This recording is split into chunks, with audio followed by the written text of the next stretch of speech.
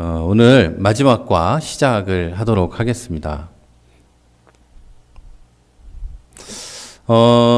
이제 오늘 우리는 창세기의 대단원의 막을 내리는 이제 마무리하는 마지막 본문들에 와 있습니다.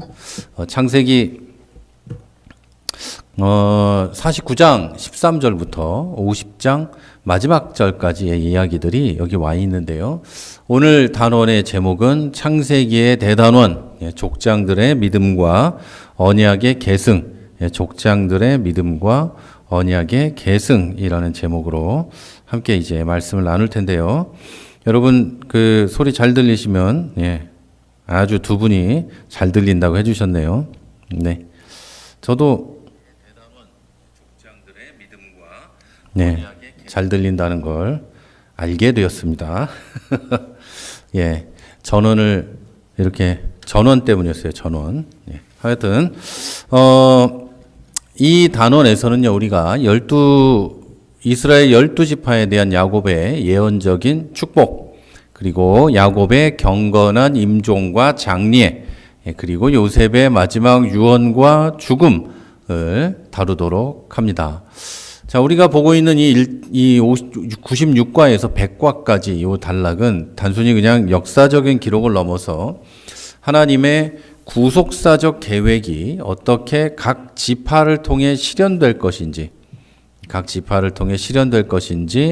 믿음의 조상들이 죽음을 어떻게 이해하고 맞이했었는지, 그리고 죄와 용서, 하나님의 섭리와 인간의 책임이라는 이런 주제들을 어떻게 이제 이 조화롭게 다루는지를 보여주는 어떻게 보면 신학적인 그 보물창고라고 할 수 있다. 보고라고 할 수 있다고 하겠습니다. 제가 가끔 이 한자어를 썼다가도 쉬운 말로 이렇게 풀어서 쓰는 이유가 있는데, 혹시나 학생들이나 젊은 청년들이 보면 못 알아볼까봐 이런 말을 일부러 풀어서 쓰는 겁니다. 자, 야곱의 임종 시에 하던 축복은요, 단순히 그냥 어떤 한 아버지의 유언이 아니라 하나님의 대언자로, 또 하나님의 예언자로서 이스라엘 각 지파와 이 이스라엘의 미래를 예언하고, 또 각 지파의 영적인 역할, 그들의 민족적인 역할을 규정하는 어떤 신적인 선언이라고 할 수 있겠습니다. 자, 이것은 고대 근동에서 부친의, 이제 아버지의 임종 시에 하는 말과 축복이 가졌던 법적, 종교적 효력을 넘어서 어떤 하나님의 한 사람을 통한, 그리고 한 가문을 통한 하나님의 예언적 역사가 이 야곱의 임종 축복에서 드러나게 됩니다. 또 여기서 이제 각 지파에게 고유한 사명과 특성을 내려주는데요. 여기서는 이스라엘 공동체 내에서 각 지파를 통해서 하나님께서 어떻게 일하실지, 하나님의 지혜로운 계획이 어떻게 12지파라는 다양성 속에서 진행되어 갈지, 이것을 말끔하게 가르쳐 주는 것이 바로 이 단원이라고 할 수 있겠습니다.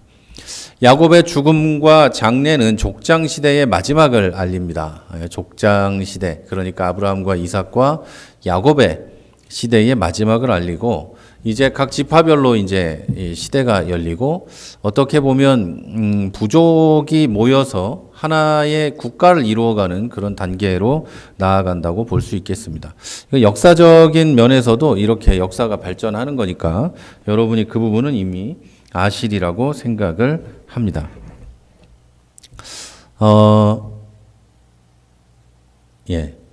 그리고 죄송합니다. 제가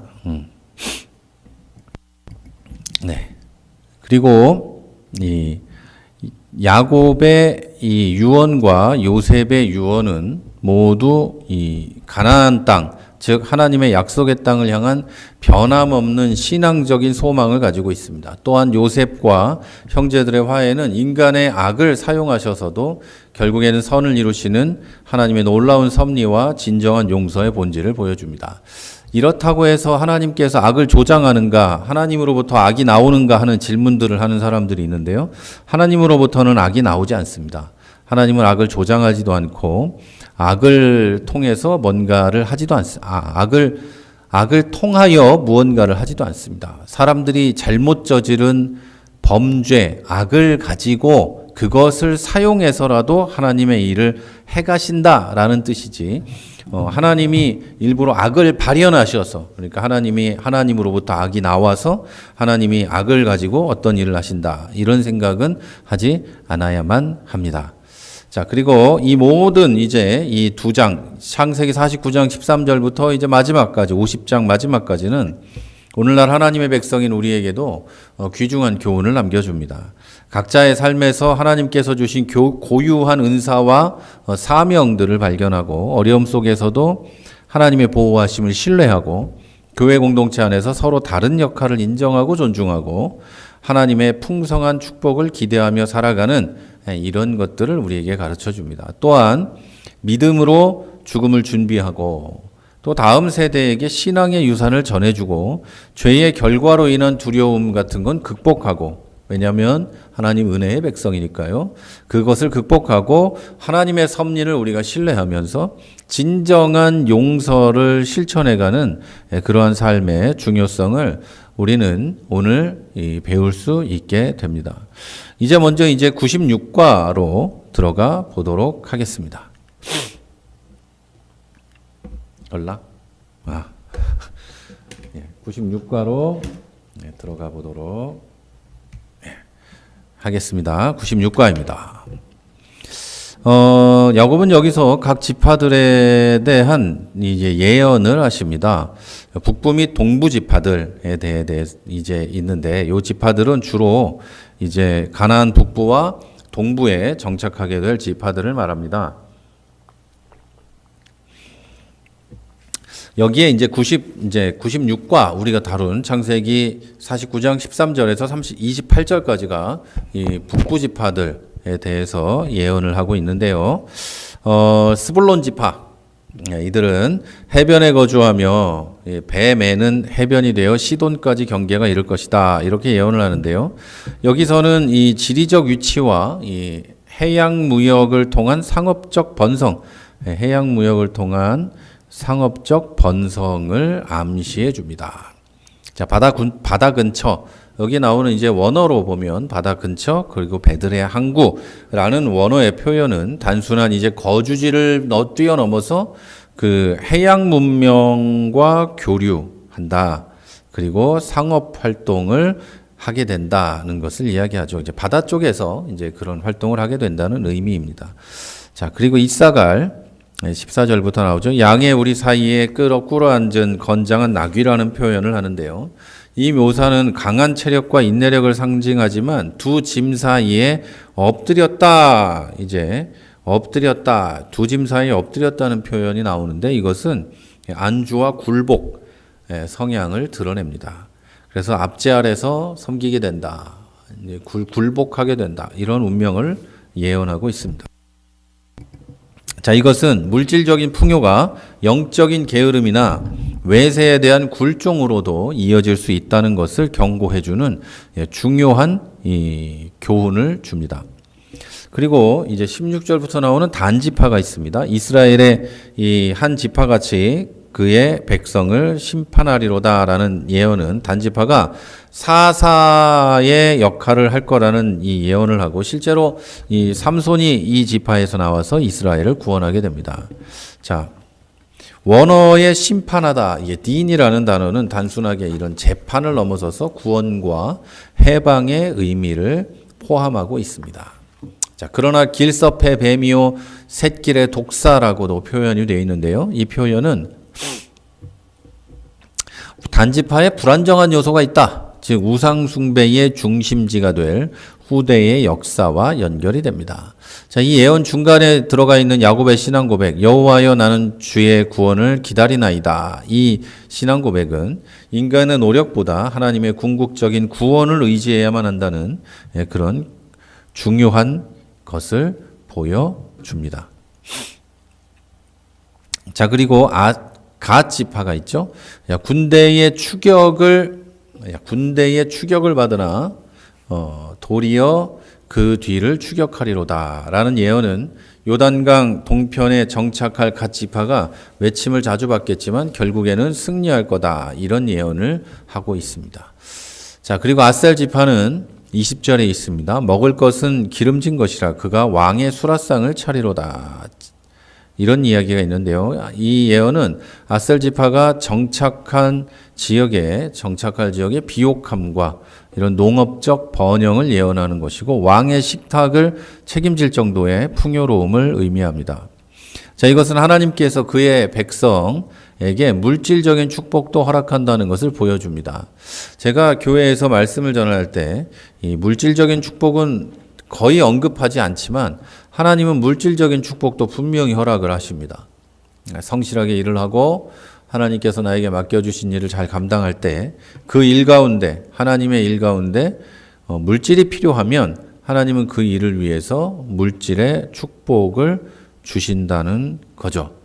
그러니까 여러분, 하나님이 물질은 안 주셔, 이런 생각은 또 하면 안 됩니다.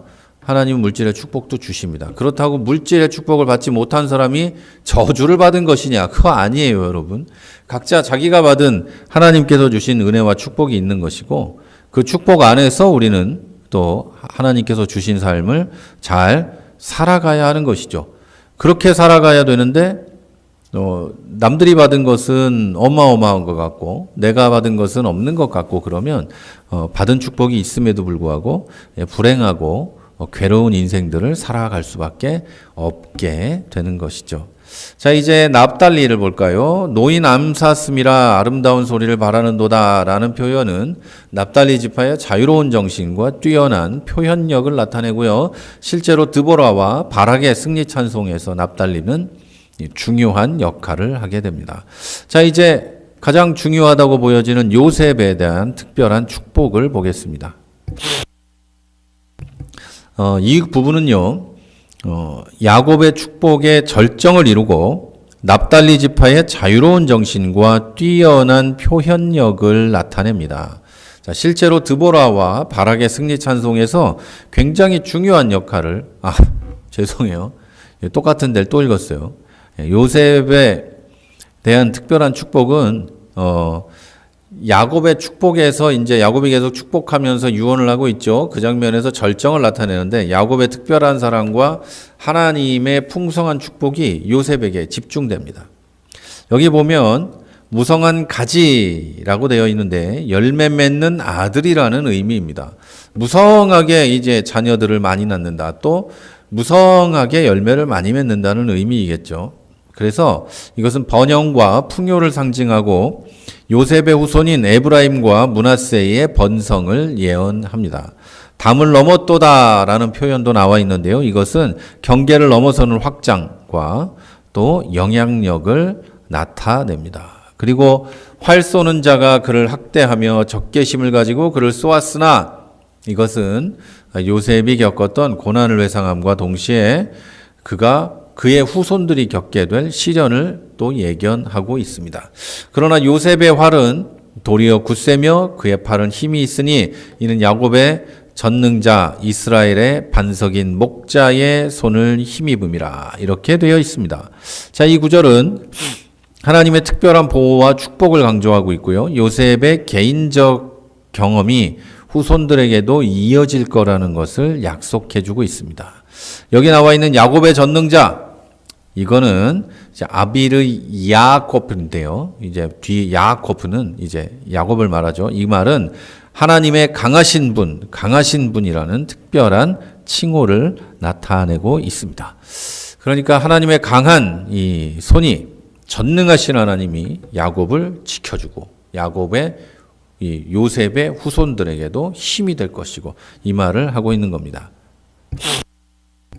네, 25절에서 26절에 축복은 하늘, 그리고 땅, 깊은 곳, 모든, 그러니까 창조의 모든 영역에서 오는 풍성하다는 걸 포함합니다. 그래서 여러분, 내 아버지의 축복이 내 선조의 축복보다 나아서라는 표현이 있는데요. 이 표현은 언약의 축복이 세대를 거쳐서 더욱 풍성해질 거라는 것을 보여줍니다. 자, 그래서 야곱부터 요셉을 지나서 그 아들로 그 아들로 그 아들로 쭉 내려가면서 더 많은 축복을 풍성하게 세대가 지날수록 받게 된다. 이런 의미입니다. 저는 여러분 모두 이런 놀라운 축복을 받게 되시기를 항상 기도하고 있습니다. 여러분도 이 복을 누리시고 여러분뿐만 아니라 여러분의 자녀 그리고 그 자녀 또 그 자녀들이 이런 하나님의 축복을 누리게 되시기를 주의 이름으로 축복합니다. 자, 그리고 이제 27절에 가서 베냐민의 축복을 보도록 하겠습니다. 간결하지만 강렬한 군사적인 이미지로 이 지파의 특성을 묘사하고 있습니다. 물어뜯는 이리, 야 멋있죠? 물어뜯는 이리라고 이야기를 하는데요. 이것은 베냐민 지파의 용맹함 그리고 강함을 보여줍니다. 실제로 사울 왕과 같은 많은 용사들이 이 지파에서 나왔고요. 이것은 하나님께서 각 지파에게 고유한 은사와 능력을 줬다는 것을 보여줍니다. 자, 결론적으로 이 모든 축복은 이스라엘 12지파에게 각 사람의 분량대로 주어진 하나님의 주권적인 계획입니다. 그러니까 하나님의 축복은 모든 사람에게 동일하게 주어지지 않습니다. 그리고 그 축복을 이 축복은 좋고 저 축복은 나쁜 거네 보니까 인간적으로 볼 때 저건 되게 좋아 보이고 저건 나쁘네. 여러분 그렇게 보지 않으셔야 합니다. 하나님께서 주시는 축복은 인간적으로 볼 때는 보잘것없을지라도 또는 인간적으로 볼 때 위대해 보일지라도 다 같습니다. 하나님이 주시는 축복은 다 같아요. 우리에게 주시는 축복은 다 같다는 걸 믿으시기를 바랍니다. 길게 설명하지 않아도 아실 거예요. 우리의 가난함도 우리의 부유함도 우리의 어떤 약점도 강점도 다 하나님께서 주신 축복이라고 저는 믿습니다. 물론 약점들이나 가난하고 그럴 때는 막 힘들고 하나님이 이럴 수 있는가 싶을 때도 있겠죠. 그러나 그 모든 것을 넘어서는 하나님께서 우리를 향하신 그 놀라운 축복이 있다는 것을 여러분이 믿으시기를 바랍니다. 그리고 그것 하나하나마다 다 쓰임이 있고 그것 하나하나마다 하나님께서 허락하시는 그 놀라운 의미들이 있다는 거 그리고 그걸 가지고 하나님이 하나님의 일들을 해가신다는 것을 여러분이 알고 신앙생활을 해가시기를 바랍니다. 12지파에게 다 다른 축복들이 주어졌던 것처럼 성도 개개인에게도 다 다른 축복과 은사들이 있습니다. 우리의 인생은 나에게 주어진 그 은사들을 가지고 하나님께서 허락하신 인생을 얼마나 뭐라고 할까요? 얼마나 잘 살아가는가? 얼마나 은혜 가운데 살아가는가? 감사하며 살아가는가? 이런 거에 따라 달라져요. 그러니까 하나님이 나에게 허락하신 것을 가지고 내가 그걸 붙잡고 얼마나 잘 살아가는가. 그게 중요하다. 이런 말씀입니다. 자, 오늘 되게 짧은 줄 알았더니 이게 되게 짧다고 생각을 했는데 생각보다 기네요. 자, 97과를 보도록 하겠습니다. 97과. 창세기 97과입니다. 야곱의 임종과 야곱이 어떻게 매장해달라고 지시하는 장면이 여기에 기록되어 있습니다. 자, 야곱의 매장 지시는 이 야곱은 자기의 시신을 이집트가 아니라 가나안 땅 막벨라굴에 묻어달라고 합니다. 이것은 창세기 47장 29절에서 31절에 요셉에게 개인적으로 요청했던 것을 다른 모든 아들들 앞에서 공식적으로 확인하고 있는 겁니다. 야곱의 이집트에서 17년간 편안하게 살았음에도 불구하고 가나안 땅에 묻히기를 원한 것은 단순한 향수나 가족 전통을 넘어선 신앙적인 결단이었어요. 자, 그리고 히브리서 11장의 믿음장에서는 이것을 이 믿음의 행위로 이야기를 하고 있습니다. 이것은 이 땅에서의 삶이 일시적이고 우리의 진정한 본향은 하나님께 있다는 신앙적 깨달음을 보여주고요. 야곱은 하나님께서 약속하신 가나안 땅이 자손 대대로 이어질 거라는 걸 믿고 있었다는 거예요. 그러지 않았다면 이집트 땅에 묻혔겠죠. 왜냐하면 여기 내 자식들이 다 있는데 당연히 그렇게 하는 게 합리적이었겠지만 야곱은 그러지 않았다. 네, 갑자기 코가 엄청나게 막히는 바람. 더워서 옆에 선풍기를 켜놨더니 바람 때문에 그런지 갑자기 그렇습니다. 자, 그리고 내가 내 백성에게 돌아가거니와 라고 야곱이 이야기하는데요. 이 표현은 죽음이 단순하게 그냥 소멸되어 버리는 게 아니라 조상들과의 재회, 즉 하나님께로 돌아가는 과정으로 이들이 이 야곱이 이해했다는 것을 보여줘요. 그래서 성경적인 사후 이제 죽음의 이 관점은 죽음 뒤에 어떤 세계가 있다는 거예요. 성경 안에는 죽음 뒤에 이 조상을 만나든 조상은 안 만나죠. 성경에는 이 사후 세계가 있다는 걸 이야기하고 있어요. 그러니까 천국과 지옥이 있고 죽음 뒤에 어떤 세상이 있고 우리의 죽음이 끝이 아니고 소멸되는 것이 아니라 우리의 죽음이 영혼과 육체의 소멸이 아니라 다시 다음 단계로 넘어가는 사후 세계로 가는 이 시작이다. 이렇게 보는 것이 성경적인 관점이에요. 그리고 우리도 그렇게 믿고 있죠. 천국과 지옥으로 나눠진다. 이렇게 믿고 있습니다. 자, 그리고 이러한 이 야곱의 관점은 이제 신약으로 가면 부활 신앙의 기초가 됩니다. 자세하게는 또 나중에 설명할 기회가 있을 것이고요. 그리고 이제 막벨라 굴에 대해서 강조를 하게 됩니다. 야곱은 이 굴이 아브라함이 햇사람 에브론에게 밭과 함께 구입했다는 것을 구체적으로 언급하면서 이게 단순히 가족 묘지가 아니라 하나님의 약속의 땅에 대한 법적 소유권을 상징하는 장소라는 것을 강조합니다. 여러분, 고대 근동에서 가족묘지는 가문의 땅 소유권을 상징했습니다. 우리도 선산 뭐 이런 거 있는 것처럼 그런 식으로 가족묘지가 있다는 거, 그 동네가 우리 땅이다 이렇게 이야기했다는 거예요. 자, 그리고 야곱이 강조하는 점은 또 하나 있어요. 아브라함과 사라, 이삭과 리브가 그리고 레아가 묻힌 이곳은 언약의 연속성을 보여주는 거룩한 장소예요. 특히 야곱이 라헬이 아니라 레아를 언급했어요.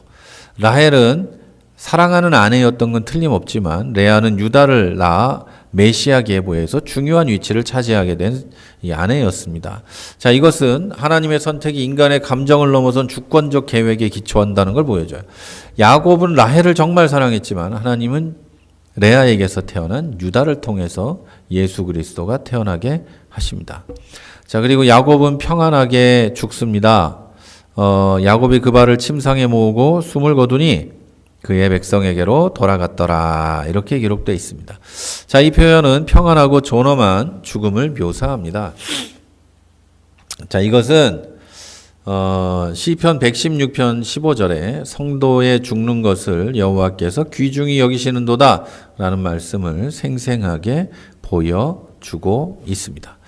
자, 이제 98과로 가겠습니다. 야곱이 장례가 되고 매장하는 장면들이 이곳에 나옵니다.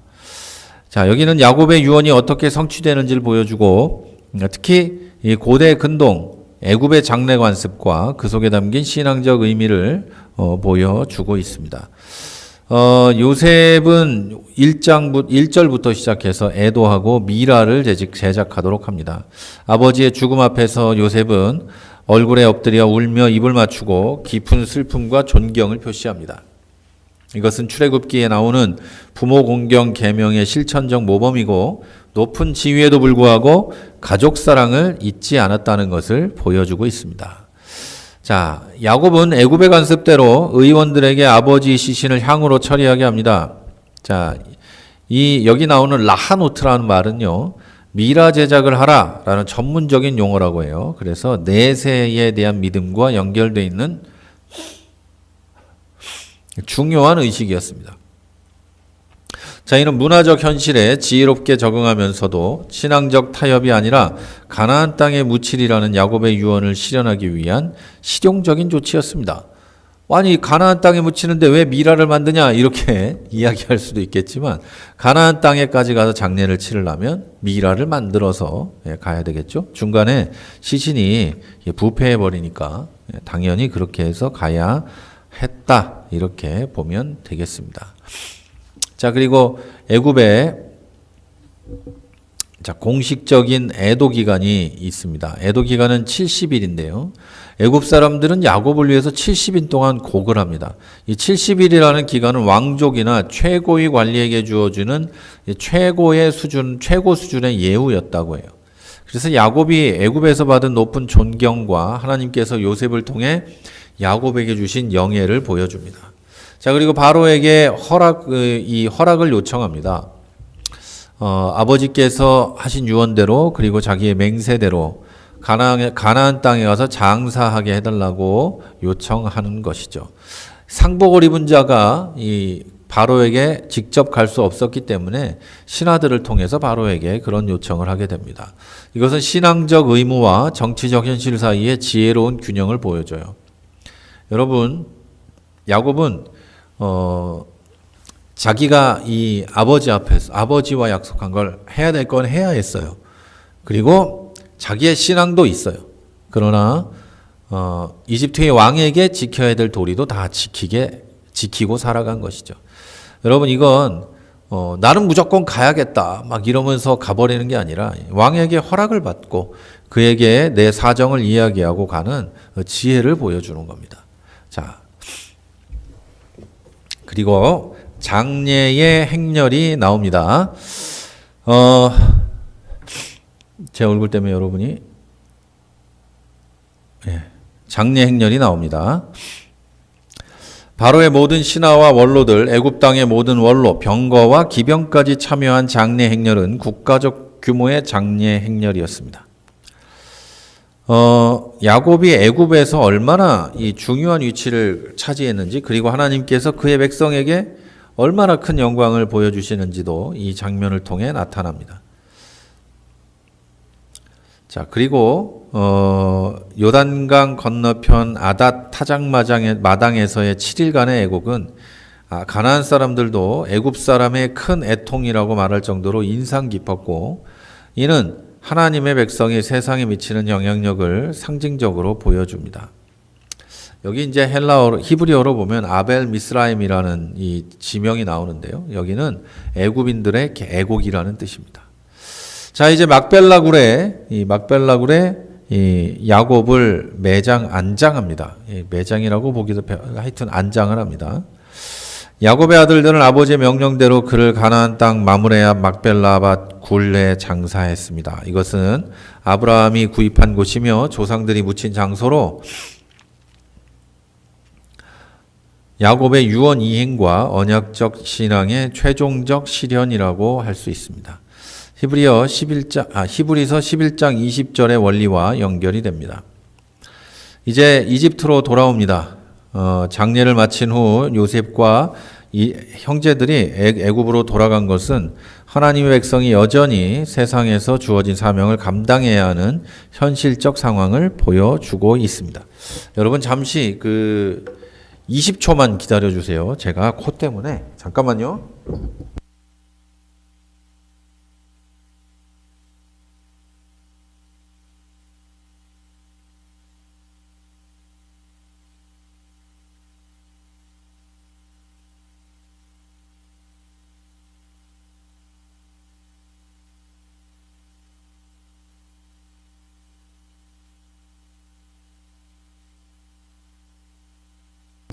네, 여러분 돌아왔습니다. 하여튼 선풍기를 괜히 켰나? 이제 끌 수도 없고 지금 그런 상황입니다. 자, 이제 99가를 보겠습니다. 요셉이 형제들과 화해를 하는데요. 99가를 보도록 하겠습니다. 네. 야곱이 죽은 후에 형제들은 과거 자신들의 죄악 때문에 요셉이 복수할까봐 이제 두려워합니다. 한 짓이 있었는데 아버지 때문에 요셉이 참아줬다. 지금까지 그랬다고 생각을 하고 있었던 거예요. 지난 17년 동안 아버지 돌아가시면 어떡하나, 아버지 돌아가시면 요셉이 복수할 텐데 뭐 이러고 있었다는 거예요. 한 짓이 너무나 큰 짓이라서 이렇게 걱정을 하고 있는 것도 당연했겠죠. 자, 이 본문은 죄와 용서, 하나님의 섭리에 대한 깊은 신학적 교훈들을 담아두고 있습니다. 자, 50장 15절에 보면 야곱의 죽음은 가족 내 권력 구조의 변화를 의미합니다. 이제 형제들이, 형도 있었지만 이제 제일 높은 아버지가 돌아가셨지만 이제 막내에서 두 번째죠. 요셉이 제일 높은 사람이 된 거예요. 이집트의 총리니까. 제일 높으니까 극도로 불안해합니다. 그러면서 이렇게 말합니다. 요셉이 혹시 우리를 미워하여 우리가 그에게 행한 모든 악을 다 갚지나 아니할까? 이렇게 얘기하죠. 이런 걱정은 죄의 결과가 가져오는 심리적 부담과 양심의 가책을 생생하게 보여줍니다. 죄는 관계를 파괴합니다. 인간 사이의 죄는 관계를 파괴하고, 인간 스스로 지은 죄는 사회와의 관계를 파괴하고, 모든 걸 파괴해버리는 게 죄악입니다. 근데 여러분, 죄가 나 혼자 회개했다고 끝나지 않아요. 관계 안에서 저지른 범죄는. 인간들 사이에 일어났던 일들은 서로 간에 해결을 해야만 하죠. 이 사람들은, 이 형들은 야곱이 살아있을 때 안전하다고 느꼈어요. 왜냐하면 아버지가 보호해 주니까. 그러나 아버지가 돌아가신 뒤에는 인간적인 보호막이 사라져 버렸고 두려움과 공포에 시달리게 된 것이죠. 당연히 그럴 수밖에 없는 거예요. 이 사람들은. 왜냐하면 자기들이 한 짓이 있으니까. 그리고 지난 17년 동안도 그 문제를 동생하고 해결하지 않았다는 거예요. 그냥 아버지만 의지하고 해결하지 않고 17년을 보낸 거예요. 자, 그리고 형제들의 간접적 접근과 용서 요청이 이제 16절부터 17절에 나옵니다. 두려움 때문에 직접 요셉을 찾아가지 못하고 사자를 보냅니다. 이것은 죄책감이 관계에 미치는 파괴적인 영향을 보여줘요. 자기 스스로는 아무것도 해결할 수 없게 돼요. 자, 이사야 59장 2절의 말씀처럼 죄가 하나님과의 사이를 갈라놓는 것처럼 인간관계에서도 소외감을 낳고 이 관계를 파괴해버리고 갈라놓습니다. 그들이 야곱의 유언이라고 주장하며 하나님 아버지의 하나님의 종들인 우리 죄를 이제 용서하소서라고 간청을 합니다. 치사하죠. 아버지 하나님의 종, 아버지의 하나님의 종들이에요. 그러니까 우리가 네 형이 아니라 아버지 야곱의 하나님의 종들이다. 우리는 너의 아버지의 하나님의 종들이니까 이제 우리를 용서해라, 이렇게 말을 하는 거예요. 그러면서 야곱의 권위와 이제 신앙 공동체 안에서 이 연대감, 거기에 호소하면서 용서해달라고 하게 되는 거죠. 그러자 요셉은 굉장히 감성적인 반응을 보입니다. 형제들의 말을 듣고 울어요. 분노했다기보다는 아마 슬퍼했을 것 같아요. 이미 17년 전에 야곱은 용서하고 화해했다고 생각을 했어요. 그런데 형들은 그러질 않았다는 거예요. 두려워하고 요셉을 믿지 못했어요. 그러니까 17년의 세월 동안 자기 앞에서 보였던 친밀함의 행동들, 동생이라고 따뜻하게 대했던 그 모든 것들이 얼마나 한편으로는 거짓으로 보이고 한편으로는 뭐라고 할까요? 그 감정을. 하여튼 그렇게 느껴졌을 거예요. 자, 이것은 진정한 용서가 관계 회복에 대한 간절한 소망이라는 것을 보여줘요. 어떤 사람이 진정하게 용서했다는 건 그 사람하고 이제 잘 지내고 싶다는 거예요. 잘 지내고 싶다. 그 사람의 나에게 저질렀던 그 문제들, 그런 것들은 다 버렸다, 잊었다라는 것을 보여주는 거죠. 그리고 죄인들이 하나님을 두려워하고 피하려 할 때 슬퍼하시는 하나님의 마음도 요셉의 마음하고 아마 상통하는 점이 있었을 겁니다.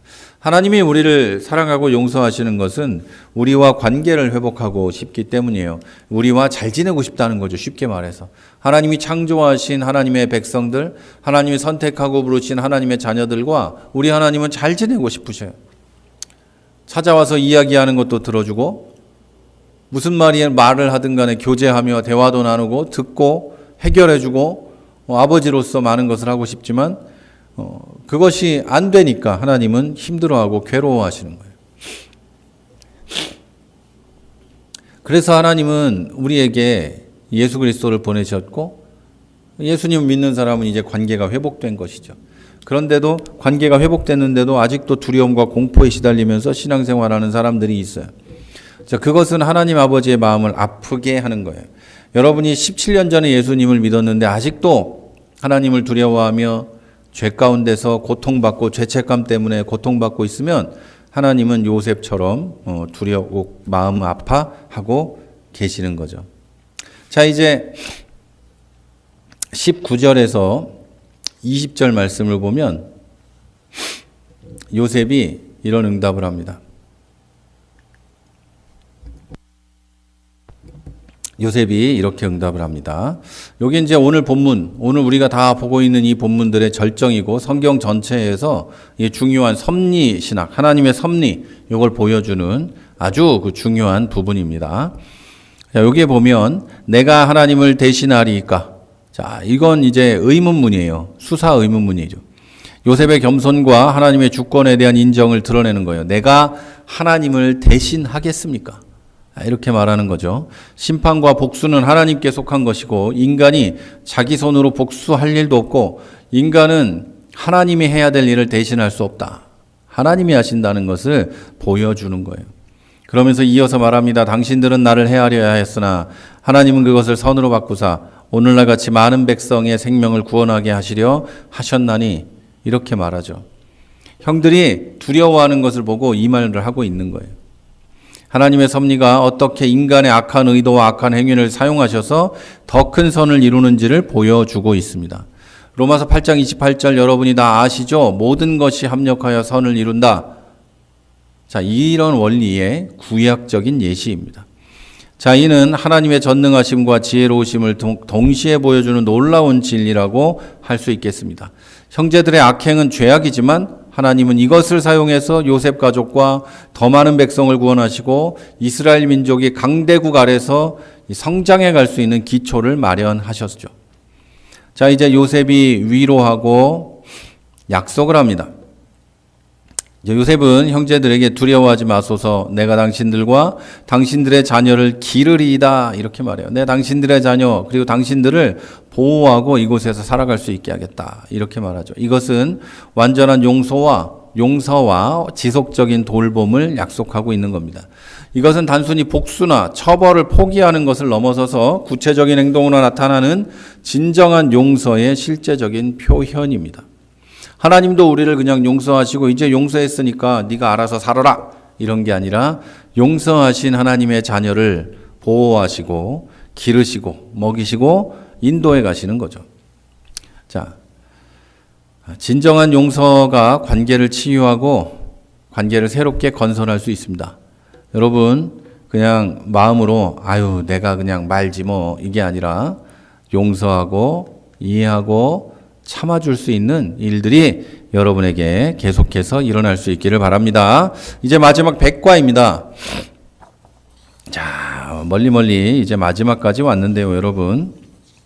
자, 이 본문은 창세기의 마지막 단락입니다. 요셉의 장수와 그의 마지막 예언적 유언 그리고 죽음을 기록해 놓고 있습니다. 자, 요셉은 애굽에서 이집트에서 110세까지 살아요. 110살까지 살면서 아버지 야곱의 가족과 함께 거주합니다. 애굽에서 110세는 이상적인 그리고 완전한 삶의 상징적 나이로 여겨졌어요.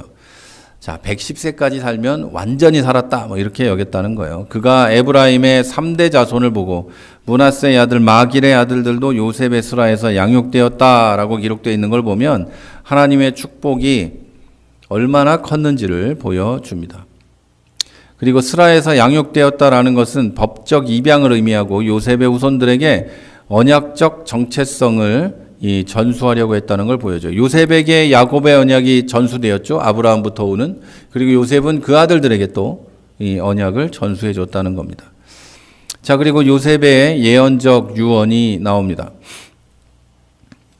요셉은 형제들에게 나는 죽을 것이나 하나님이 반드시 당신들을 돌보시고 당신들을 이 땅에서 인도하여 내사 아브라함과 이삭과 야곱에게 맹세하신 땅에 이르게 하시리라 이렇게 선언합니다.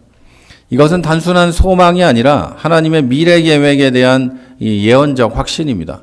내가 그렇게 됐으면 좋겠어요 라고 말한 게 아니라 요셉은 확실하게 믿고 있었고 하나님이 그렇게 할 거라는 것을 확신했다. 이런 의미입니다. 자, 여기서 돌보실 거다. 하나님이 여러분을 돌보실 겁니다. 라는 강조의 표현은 하나님의 확실한 개입을 나타내고요. 출애굽기 3장 16절에 모세에게 주신 말씀, 똑같이 일치하고 하나님의 신실하심을 보여줍니다. 여기서 아브라함과 이삭과 야곱에게 맹세하신 땅을 언급하며 언약의 연속성을 강조한 것은 요셉이 개인적인 성공이나 애굽의 안정보다 하나님의 언약적 약속을 우선시했다는 걸 보여줍니다. 애굽에서의 삶이 영원하지 않고 가나안으로 돌아가야 하며 그 가나안이 하나님이 우리에게 주신 진정한 기업이라는 것을 말하고 있는 것입니다. 자, 이제 슬라이드는 마지막이지만 이제 여기가 우리가 봐야 될 신학적 교훈, 이제 교리 장면들입니다. 몇 가지만 더 하고 몇 가지만 더 할게요. 6월 2장에 대한 맹세 요구를 합니다. 요셉은 이스라엘 자손들에게 하나님이 반드시 당신들을 돌보시리니 당신들은 여기서 나의 해골을 메고 올라가겠다고 약속해라. 이렇게 맹세하라고 합니다. 나의 이 유고를 가지고 가나안으로 가라는 이야기를 하고 있는 거죠. 이건 야곱의 매장 지시와 같은 맥락에서 나온 거라고 볼 수 있습니다. 자, 그리고 실제로 출애굽기 13장에서 출애굽기 13장과 여호수아 24장에서 이 약속은 성취되었다고 기록되고 있습니다. 자, 그리고 요셉이 죽고 미라가 제작이 됩니다. 자, 이제 주요 교리 학습으로 넘어가도록 하겠습니다. 이제 몇 가지 이제 교리들만 이야기하면 오늘은 마칠 수 있겠습니다. 네. 자, 첫 번째로 하나님의 섭리적 통치와 구속사적 계획, 이런 교리가 여기에 나와 있습니다. 창세기 49장에서 50장은 하나님의 섭리적 통치가 어떻게 이스라엘 민족의 역사를 통해서 실제적으로 실현되는지를 보여줍니다. 야곱의 12아들에 대한 축복과 예언은 하나님의 섭리적 통치가 어떻게 이스라엘 민족을 통해서 구체적으로 실현되는지를 보여줍니다. 요셉은 또 이런 말도 해요. 너희는 나를 해하려 했으나 하나님은 그것을 선으로 바꿨다. 이렇게 말을 하죠. 그래서 여러분, 여기서 잘 보셔야 될 것은 하나님은 인간의 악함을 일으키지도 않고 하나님은 인간의 악한 의도를 막지 않으실 때도 있습니다. 잘 들으셔야 돼요. 하나님은 인간의 악한 의도로 저지르는 악행을 막지 않을 때도 있고 또 하나님은 그것을 일으키는 분도 아닙니다. 그리고 하나님은 그것을 사용하셔서 더 큰 선을 이루십니다. 이것은 신학적으로는 이중적 원인이라고 합니다. 이중 원인. 자, 인간의 행위가 자유로운 선택을 포함하지만 또 그 모든 것은 하나님의 계획 안에서 이루어진다. 이런 개념의 교리예요. 하나님이 악하는 것을 막지 않으셨다. 막을 수 있지만 안 막으시는 거죠. 그리고 그러나 그것을 하나님이 행하신 건 아니다. 시킨 것도 아니다. 하나님은 그 일을 통해 그 일을 사용하셔서 큰 그리고 선한 일을 이루신다. 이 말입니다. 자, 그리고 그 다음에 메시아적 계보와 유다 지파의 신학적 의미가 있습니다. 자, 유다에게 주어진 축복은 메시아적 예언의 중심을 이룹니다. 우리가 지난주에 봤죠. 규가 유다를 떠나지 아니하며 이런 얘기가 있고요. 자, 이 예언은 성경에서 가장 중요한 메시아 예언 중에 하나입니다. 마태복음 1장 1절과 계시록 5장 5절에서 예수 그리스도 안에 이 말씀이 성취됩니다. 유다는 장자가 아닌데도 왕권을 계승하죠. 하나님의 선택이 인간의 전통이 아닌 하나님의 주권적 뜻에 달려 있다는 것을 보여줍니다. 자, 그리고 세 번째로는 공동체 안에서의 역할과 사명, 그것에 대한 교리입니다. 각 지파에게 맡겨진 고유한 역할은 하나님은 다양성을 통해서 통일된 어떤 일을 하시는 이런 하나님의 일하는 방식을 보여줍니다. 하나님은 모든 사람이 똑같은 생각을 하고 똑같은 일을 하고 똑같은 어떤 지향점을 지향하기를 원하지 않으십니다. 그런데 이 사람들은 그렇게 하라고 이제 생각하고 말하고 가르치기도 하죠. 그런데 그렇지 않아요. 하나님의 일은 전혀 다른 사람들이 모여서 할 수도 있고요. 많이 다른 사람들이 모일 수도 있고요. 각자 직업도 다르고 모든 게 다른 사람들이 한 곳에 모여서 하나님의 크신 일을 할 수 있다. 네, 이것이 바로 하나님이 하시는 일의 방식입니다. 스불론의 해양 무역은 이스라엘이 세상과 소통하는 창구로서 세상의 빛과 소금이 될 그리스도인의 사명을 예표하고, 단지파의 이 사사 역할은 다양한 직분들이 서로 성도를 온전하게 하고 그리스도의 몸을 세운다. 이걸 보여주고요. 이런 일들은 오늘날 교회에서도 각 성도가 고유한 은사와 사명을 가지고 하나님 나라 건설에 참여해야 한다는 것을 보여줍니다. 자, 그리고 이제 96과에 가면 축복과 책임의 관계가 나와요. 야곱의 축복은 아들들의 성품과 행위에 따라서 주어졌고, 이것은 하나님의 축복이 자동적이지 않고 신앙과 순종과 밀접하게 연결됐다는 것도 보여줍니다. 고난 속에서도 신실했던 요셉에게 풍성한 축복이 주어졌고, 르우벤과 시므온과 레위의 실패에도 결국에는 회복의 기회를 주셨고, 특별히 레위한테 그렇게 했죠. 그리고 하나님의 은혜와 회복이 죄보다 크고, 하나님의 이 용서의 능력은 내가 저지르는 죄보다 크고 나의 부족함보다 크다는 것을 여기서 보여줍니다. 여러분, 내가 부족한 게 많고 그동안 신앙생활하면서도 별다른 한게 없다고 할지라도 하나님 앞에 이 모든 것을 내려놓고 하나님 앞에 무릎 꿇고 회개할 것이 있다면 회개하고 하나님 앞에 나아가면 하나님은 이전에 줄 수 없는 기쁨과 또 할 수 있는 일들과 능력들을 주시는 거예요. 나는 지금까지는 이 모양이었지만 앞으로 하나님이 어떻게 일하실지는 알 수 없는 거예요. 그러니까 여러분, 주저앉지 마시고 일어나셔야 돼요. 그리고 하나님이 하시는 일을 여러분이 꼭 보실 수 있게 되기를 바랍니다. 자, 그리고 나머지 과들에서도 영적 유산과 계승의 신학이 나와요. 그러니까 이 각 지파들이 받은 축복은 물리적인 어떤 이 유산만이 아니라 영적인 이 의미에서의 유산들도 담겨져 있어요. 그러니까 여러분이 여러분의 부모님에게 그리고 나의 자녀들에게 그런 것들을 받고 또 물려주고 할 수 있는 그런 이 신앙의 전수자들이 되셔야 한다는 이야기를 또 드리고 싶습니다. 자, 그리고 조금 넘어가서 아까 이제 이 본문을 보면서 다룬 것들이 많이 있기 때문에요. 예. 네. 하나님 백성의 정체성하고 결론하고 하면 딱 맞을 것 같아요. 자, 요셉이 애굽에서 최고의 지위와 축복을 누렸지만 자신과 이스라엘 백성의 진정한 정체성이 이집트 사람이 아니라 하나님의 언약 백성이라는 걸 분명하게 했습니다.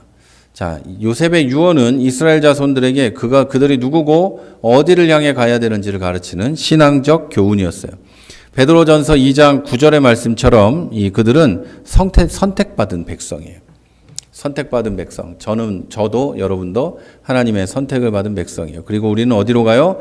천국으로 가고 있는 줄을 믿으시기를 바랍니다. 이 땅에서 아무리 많은 걸 가져도 다 부질없는 것이고 하늘에는 하나님께서 우리를 위해 준비하신 더 놀랍고 큰 것들이 있다는 걸 여러분이 믿으시기를 바랍니다.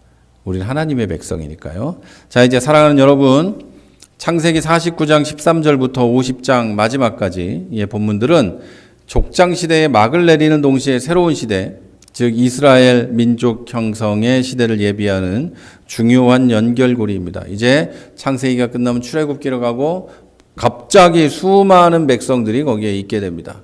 430년이 흘러요. 야곱의 예언적 축복은 하나님의 구속사적 계획이 각 지파의 고유한 특성을 통해 실현될 것이라는 것을 보여주고 유다 지파를 통해 오실 메시아에 대한 소망을 분명하게 이야기합니다. 야곱과 요셉의 임종과 장례는 믿음의 조상들이 죽음을 어떻게 이해하고 맞이했고 그들의 삶을 넘어선 하나님의 언약을 어떻게 그들이 신뢰하면서 살았는지도 보여줍니다. 믿음의 조상들은 이 세상의 성공과 안락함이 영원한 게 아니라 하나님의 약속의 땅, 궁극적으로는 하나님께서 계획하시고 예비하시고 지으실 하늘의 도성이 우리의 참된 본향이라는 것을 분명하게 보여줍니다. 자, 이들의 유언은 후손들에게 이 신앙을 전수하려는 간절한 소망이었고 이것은 또 우리 다음 세대에게 신앙의 유산을 부지런히 가르쳐야 할 책임이 있다는 것을 또 깨닫게 해 줍니다. 요셉과 형제들의 화해 이야기는 인간의 죄와 악에도 불구하고 하나님의 섭리가 역사하고 그것을 사용해서 더 큰 선을 이루신다는 놀라운 진리를 확증해 줍니다. 또 여러분, 진정한 용서는 그 안에서 하나님의 성품을 반영하게 되고 관계를 치유하고 회복하는 강력한 힘이 있다는 것을 또 보여주고 있습니다. 우리가 서로의 이 허물을 덮어주고 용서해주고 하나님의 공의를 신뢰하고 화평한 삶을 살 수 있도록 서로에게 격려하고 나도 그렇게 살아가야 할 줄로 믿습니다. 자, 이제 몇 줄 남지 않았어요. 창세기가 끝나는데요. 이 모든 말씀은 오늘날 그리스도의 몸된 교회를 구성하는 여러분과 저에게 각각 적용이 됩니다. 하나님은 우리 각자에게 고유한 은사와 사명을 주셨고요. 우리는 서로 다른 지체로서 그리스도 안에서 한 몸을 이루고 하나님의 나라를 함께 건설해 가야 합니다. 어려움과 시련 속에서도 하나님의 섭리를 신뢰하고 하나님의 보호하심을 확신하고 이 세상의 나그네로서 영원한 본향을 바라보고 하나님의 풍성한 축복을 기대하면서 살아가야 할 줄로 믿습니다. 자, 창세기 마지막을 통해서 우리는 하나님의 언약의 신실하심, 하나님의 섭리, 그리고 믿음 안에서 죽음을 맞이하는 믿음으로 인생을 살아가는 성도의 영원한 소망을 다시 한번 확인해야 합니다. 제가 진짜 이 성경을 통해, 창세기를 통해 바라는 것은, 또 성경이 우리에게 바라고 있는 것은 이 모든 진리가 우리 삶 속에, 이 신앙 속에 깊이 뿌리 내려서 이 복음의 풍성함이, 여러분이 이 복음의 풍성함을 누리면서 살아갈 수 있게 되는 거예요. 신앙생활이 고통스러운 게 아니라 신앙생활이 즐겁고, 신앙생활을 하면 할수록 기쁨이 넘치고, 그런 삶을 여러분이 살아갈 수 있게 되기를 바라는 거죠. 여러분, 이 하나님은 믿을 만한 분이에요. 하나님은 신실하신 분이고, 하나님은 여러분과 우리 인생 가운데 놀라운 일들을 약속하셨고 또 해가실 줄로 믿습니다. 자, 그리고 믿음 안에서 우리가 살아갈 때 하나님은 그 믿음 가운데 큰 은혜와 복들을 내려 주시리라고 믿습니다. 자, 우리 그래서 하나님 말씀 앞에 에이 그럴까? 안 그럴 것 같은데? 이런 생각이 아니라 여러분 겸손하게 무릎 꿇고 겸손히 나를 하나님 앞에 내려놓고 이 말씀들을 받아들이고 믿고 순종하는 삶을 살아갔으면 좋겠어요. 창세기 전체를 통해서 하나님의 섭리와 하나님의 능력과 전능하심, 그리고 하나님이 인간의 연약함을 통해서도 또 인간의 연약함에도 불구하고 하나님의 뜻을 이루는 분이라는 걸 창세기 우리 전체를 통해서 배웠어요. 그 하나님이 여러분 개개인의 삶 속에 역사하신다는 것을 믿으시기를 바랍니다. 그러면 여러분이 순종하게 되고, 그러면 여러분 삶을 통해 하나님의 영광이 드러나는 놀라운 일들이 일어날 거예요. 아브라함과 이삭과 야곱과 요셉이 우리보다 훌륭한 사람이라서 그들을 통해 하나님의 영광이 드러나게 된 게 아니고, 베드로나 바울이 우리보다 좋은 사람이라서 그들을 통해 하나님의 복음이 전해지고 하나님의 영광이 드러난 게 아니에요.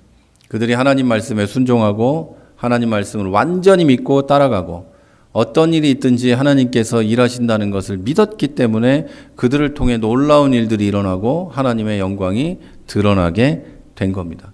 그리고 가장 중요하게는 나도 그들도 하나님의 영광을 보면서 살 수 있었어요. 그러니까 여러분도 그런 신앙인들이 되시기를 주님의 이름으로 축원합니다. 자, 이제 창세기를 다 마쳤습니다.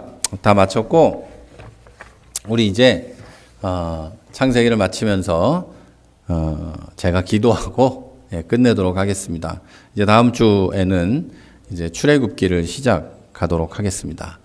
여러분이 이 한 주 정도 쉬었달래요 그러면 쉬고, 아니면 계속 이어서 계속 진행해 갈 수 있도록 하겠습니다. 자, 제가 기도하고, 그리고 시험 봐야죠. 시험도, 여러분이 시험이라기보다는 여러분이 그동안 배운 것을 점검해 보는 시간이다. 그렇게 생각하시면 좋겠어요. 하여튼 기도하고 오늘 마치도록 하겠습니다.